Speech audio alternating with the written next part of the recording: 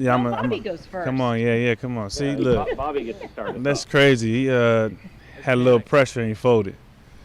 Um, I'm gonna just start off by saying, just expressing my gratitude and being thankful for um, the position I'm in. I just want to thank everybody that reached out. I'm good. Ain't got to worry about nothing. It's not serious. I'm grateful that I do yoga. I just learned that I can do the splits if I want to. But yeah, I just really wanted. I didn't have anything specific to talk about today. I just kind of just wanted to speak about kind of what we did this year. I just felt it was important for me to try to do something different, and so I wanted to do something different, but I wanted to do it in my own way. And I think we all know that we have a lot of power with our platform, not just myself, but you guys included. And I wanted to kind of peel back some layers for myself and also peel back some layers with you guys and allow you guys in my world a little bit, but also talk about, how important it is to take, your platform serious, but also embrace how people use their platform. Not everybody's going to use their platform the same. Some people do it differently. This is the way that I decided to do it. Hopefully it's something I can build off of or, find a maybe more unique way. But, I think through this process we had a lot of amazing conversations about books, about things that could change the world, about things that maybe we weren't aware of. There's a lot of good and bad in all of our industries, whether it's in the football or whether it's in media. And so, everybody has a part and everybody plays a role. And so I challenge not only myself and guys in the league, but I challenge you guys to figure out what that looks like on your end of it. How can you help somebody in the media? How can you help somebody, not have to go through the struggles maybe you went through, or, push that forward? Like if you come in and you strive to be in media and you leave it and you didn't leave a mark or you didn't move that needle forward, then, did you really do anything? And I think about it the same way when I think about football. Like when I come here and I play and I'm in this building or I'm just in the league, period. Like I want to make sure that whenever I decide to leave, I move the needle and, make it better than I left it. And so that's kind of where this came from. Just wanted to, I've watched over the years. I've watched Sherm, I've watched Cliff, I watched Cam, Coach Carroll, Russ. Everybody has different forms of how they use a platform. And so I wanted to do something different, unique, that I thought would be more engaging with you guys and more something I think would have been fun for me. I had fun talking about different books, financial literacy, the brilliance of women, and on and on and on. And so hopefully we can do something more impressive next year. I'm going to follow through with everything that I said in these, press conferences. And yeah, I just want to let everybody know that, we are more than just athletes. We have more capacity in our brains than just going out there and just tackling or catching passes or anything like that. So, I challenge you guys to find unique ways to try to peel back the layers of each player, because every player in this building, every player in this league has something special about them. And I think that's the stories you want to write about. Jen? Before I get to the football question, what feedback would you need to hear or have you heard to know that you have, in fact, moved the needle in these conversations? I don't know if I need any feedback, or I don't know if I need anything. I think just the conversations that we've had is enough. Even the brief moment where we talked about Mayo, and the Mayo became a big thing. I think that was a big eye-opening thing for you guys to realize that you guys have power too, and something as small as Mayo can travel as fast and far as you want it to travel. So with that in mind, we are always, or I think, sometimes in media it's more important to be first than be right. And so having that in the back of your mind, you want to be first, but also be right, but then also use your power not just to spin the bad story, but to amplify the good one. And so I don't know if there's anything that's going to show me or I guess let me feel like I did something or whatever. I just think it'll take time, and you see what happens, and you watch it with the younger guys, and just watch it with myself. Now a football question. You said that you're good. Yoga has helped, but what is your expectation for being able to play on Sunday? I'm just gonna do what I do. I'm gonna get as much treatment as I possibly can. I'm gonna take it one day at a time. I have a lot of days before Sunday, and we're gonna see what happens. Bob? Yeah, you mentioned doing the splits and all that. What sort of did happen to you on that play? I saw the screen. I tried to go tackle the screen, and as I went for the screen, my left leg just slid. I guess I don't know if I got it on a piece of ice or something, but it just slid. And as I was sliding, I kind of did the splits, and one of the linemen kind of fell on my knee, and so, so I kind of felt something like that before, so I didn't think it was anything serious. But obviously you have to be smart. But so you tried to go back in the game, obviously. So you thought it wasn't that big of a deal then initially? Yeah, I didn't think it was that big of a deal. I was just gonna go back in, but then obviously you have to lean on the people that are specialists at their job, and allow them to lead you in a direction. Art? Bobby, a couple years ago, you attended a town hall lecture at Seattle University with Kareem Abdul-Jabbar and had a chance to talk with him afterwards. Besides being a Laker fan, I wondered what stuck with you about him and the things he had to say. Well, the first thing that stuck with me was I didn't realize how tall he was. I knew he was tall, but then we took a picture, and then I didn't realize. I mean, I thought I was tall. 6 foot. That's decent height. And then I forgot he like 7 foot, so he made me look like I was 5 foot.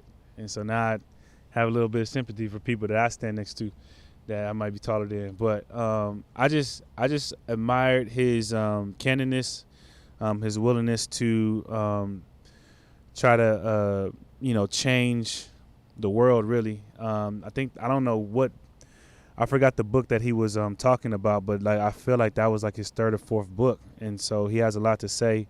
He's very opinionated. He was very involved with a lot of the stuff that's changing now or changed back then in the league, and so I admire how he used his platform. I admire how he went about his business. He was another guy that was really, really good at the game of basketball, but also had a lot of other stuff that he was interested in. And so he talked about, I think it was his relationship with Bruce Lee, if I'm not mistaken.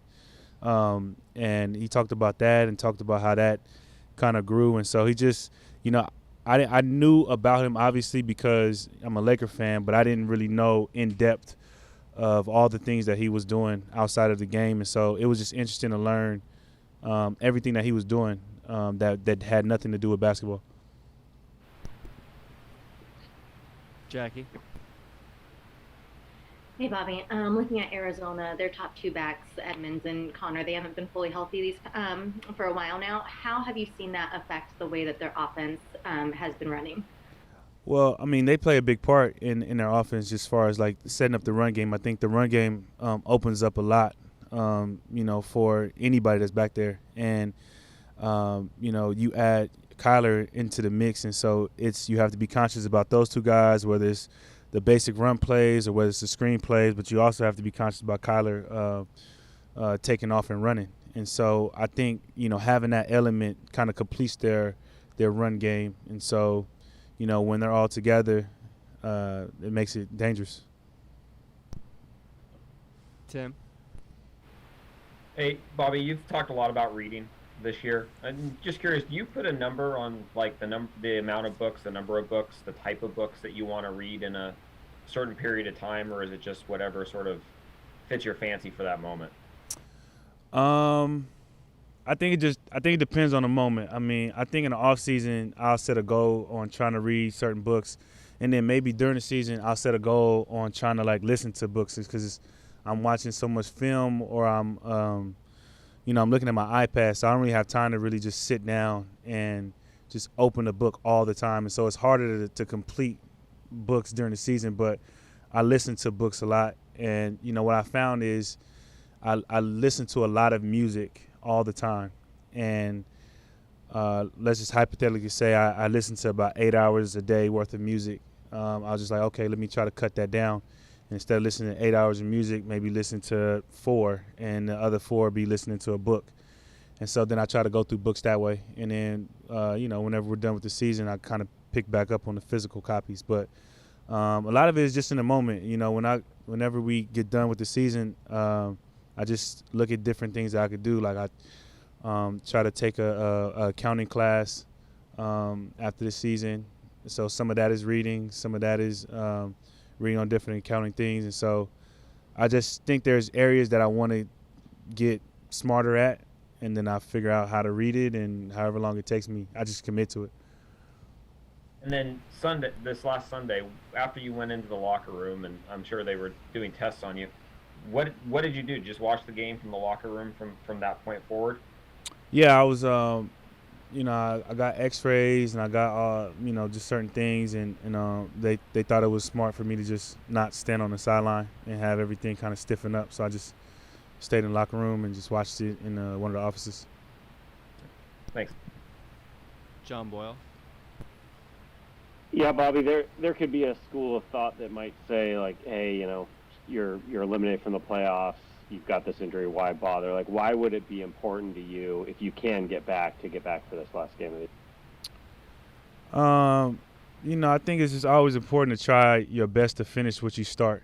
And so, regardless of how the things play out, you never want your circumstances or what's going on around you to dictate whether or not you're going to play or how hard you're going to play.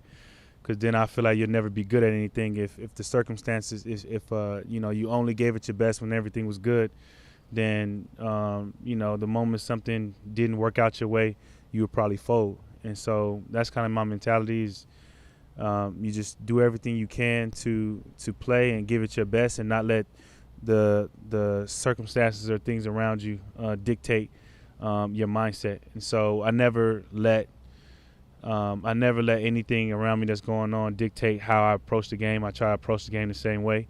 And so, I think that's part of being a leader, and that's part of, instilling the young guys what it looks like to be a true professional. Brady. Hi, Bobby. Excuse me. I was going to ask a similar question as John, but you had told us last week that you have wondered about whether or not you're going to be here next year. Does that uncertainty give you any more incentive to try to play in this last game? Not really, because in my mind, I don't feel like this is my last time. I don't feel like this is my last time putting on a Seahawks uniform. I don't feel like this is my last time doing that. I understand there's a business side to this, but there's a lot of optimism on my end that I'll be back, and so I'm not worried about it. Obviously, I can't control everything. I can only control my part, and my part on this is I feel like I love this city. I love this team. I love the Seahawks, and so I always wanted to be a part of a franchise's good times and bad times and every time. And so this is a team that I would love to be able to be a part of for a very, very long time. And so on my end, that's where I'm at, that I'm a Seahawk until they tell me I'm not. And so that's my mindset. So to me, I don't see it as that was my last game or this next game could be my last game. Greg. Sir, what did you learn having to be in the locker room and told don't take the field and just watch? That it sucks. It hasn't happened too often in my career where I have to sit in the locker room. I think the last time I actually had to sit in the locker room and watch a game was Carolina. I don't know the year, maybe 2014, give or take, but I just remember Bruce getting 2 sacks and me coming out on the field with my boot on to congratulate him. Did that put any perspective on anything, where you are at your career, your future, the franchise, the team, what it looks like defensively from the step back, anything? Did it give you a different perspective even for 3 hours? Did what? Having to sit out and watch it on a monitor instead of being in the middle of the mess and the chaos. No, I just think if anything, it just made me hungrier. Made me want to, get back to work. If I'm not able to go, it made me want to get healthy, work out, and do everything I can to come back stronger, faster, smarter next year, and continue playing at a high level. Like I said last week, I'm a big Lakers fan, and watching LeBron is really inspirational. And so I think I had that in me, and I have the work ethic to do that. And I think that's all it is. Just I think it was be more grateful for your moments, because when we were in the middle of the last game, and I think they did like an announcement during the game where I broke the record, and I was so focused on like, yo, we got to get to the next play. That kind of made me realize that sometimes you need to take in some of the things that you've accomplished, because you never know when a season can be cut short or you may not get that moment. But other than that, it made me more hungry to get back out there and continue to perform at a high level. Michael Sean. Bob, when you look at how you guys have started the last couple of years defensively, just slow starts, and you guys basically seem like you flipped the switch a couple of years now and turned it around. In terms of next year, is that the priority, to make sure the defense doesn't have slow starts to start the year? For sure. I think that's definitely, we spent definitely the last 2 years, we've got ourselves into a hole, and, let the numbers get so crazy where when we finally do click and we're stopping teams on third down, stopping teams in the red zone, things of that nature, the numbers that we gave up early in the season just never match the defense and the level that we're playing at. So I definitely think that's important. I think we've had a lot of unique off seasons these last few years, and so having a set off season, whatever that looks like, I think is important. And just coming out faster, and I think that's definitely going to be something that we focus on. And you said you were optimistic that you'll be back. What gives you that optimism? I would like to say I'm a pretty good businessman, and I would like to say I have a lot of respect here. And so, I'm just going to go into my, businessman mentality and work some stuff out. All right. Thanks. Masvita. Yeah. Hey, Bobby, I know the last couple off seasons have been different, but do you have a certain process that you follow each off season after the last game of the season, kind of that reflection, and then you get back into football mode? Is there a process that you follow that you'd like to share or not? I think my process is you kind of switch from being full-time all into football. I kind of say you kind of get back into the world. I think, with your families and things like that, they kind of have to understand that there's a level of commitment that this game asks of you. And, there's a lot of hours that are being taken away from your family, your friends, and things of that nature. And so I think life is about balance. And so for me, I think this world is a lifestyle. It's not something that I turn off. So as far as like working out, as far as like thinking about football, as far as like not thinking about ways to get better, that never turns off. But I think what does open up is the hours to be with your friends, your family, and, kind of allow yourself to have that time where, I think Mike B said a long time, like, football is not everything. They could take football away at an instance, but your family is always going to be there. Your friends are always going to be there. And it's important to have that balance. You got to fill both cups. You can't leave a cup too empty for too long, or, you won't have that cup no more. So I think I'll probably take like a week or so, give or take, to kind of just chill and let whatever happened to the season kind of decompress. And then, I start working out again, and I start being around my family, my friends, and start looking at businesses, seeing how I could change the world. All right, two more for you, Bobby. John? Yeah, Bobby, because of the presence of you and KJ and then later Jordan Brooks, we haven't seen a ton of Cody Barton other than special teams. Just curious your thoughts to him getting in and taking over for you and how he played. I thought he did a really good job. I think, if you watch Cody, he prepares every week like he's going to play. He's a guy that when he got here, he picked up the playbook really, really fast, and he's constantly making plays at practice. So, unfortunately I got hurt, but it was really cool to see him get an opportunity to go out there and kind of show the world what he's capable of playing, and I look forward to, seeing what his future looks like. Bob? I see your cat. Yeah, Bobby, your question or your answer to Michael Sean's question piqued my interest. It sounds like you would be amenable to working out a different kind of contract with the Seahawks then to stay, or? I didn't say that. I did not say that. I did not say that. I said I'm a businessman. Yeah, that's all I said. Put my business cap on. I did not say I was doing all of that. That might have been the cat. You know what I mean? Thank you, Bobby. Is that real? Is that your cat? That is. There are three. There are You several got three. different cats. Okay. I didn't realize it made an appearance. Yes. I like it. I like it. That's the new one. I'm a That's dog. the new one. Who's I'm a not dog very big. person. I had a husky, and I really didn't do that for Seattle. I just really liked huskies. And then I found out that they are very hyper. They don't like to be indoors at all, and they are very good at escaping. I think I've had a couple houses out here, and within a week, everybody on the block knows whose dog it is. So, Huskies, I'm grateful for you guys, but you guys got to get the dogs in order. Appreciate it. Thank you, Bobby. Thank you.